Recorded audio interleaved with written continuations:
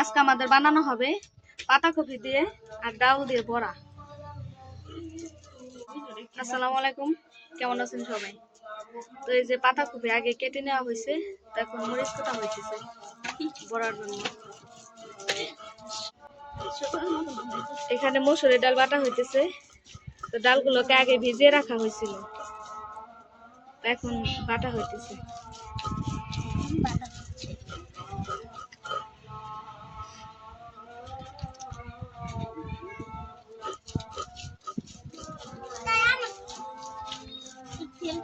এই যে কি করতেছো তোমরা?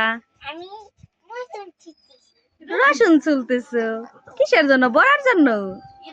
এই তো আমার বাবাটা বড় হয়ে গেছে, কাজে সাহায্য করে। তো বড়াতে ঝাল একটু বেশি না হলে ভালো লাগে না, তো এই কারণে বেশি বেশি করে মরিচ কাটা হইতেছে।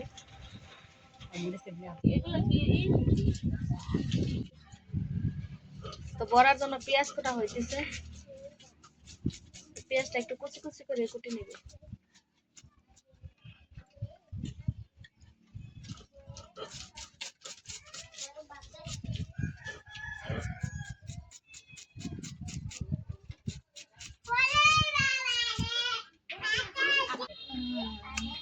তো বড়া বানানোর জন্য কয়েকটা রসুন ছেঁচে দেওয়া হইতেছে,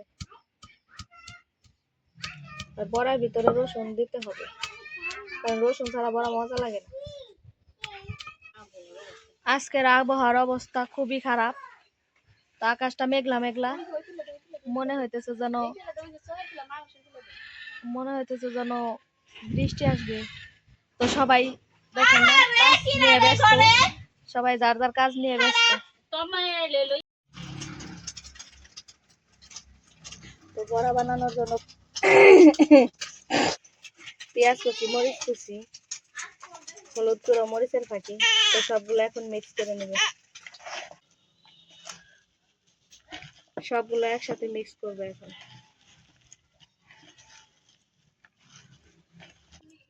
এই তো কড়াইতে তেল দেওয়া হয়েছে, তো কড়াই গরম হয়ে গেছে, তেল গরম হয়ে গেছে, তখন বড়াগুলো দেওয়া হবে।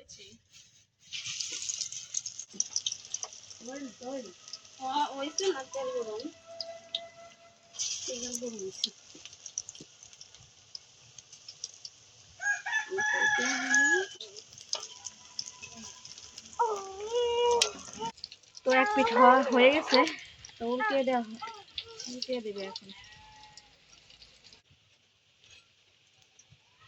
তো লাল লাল করে একটু ভেজে নেওয়া হবে।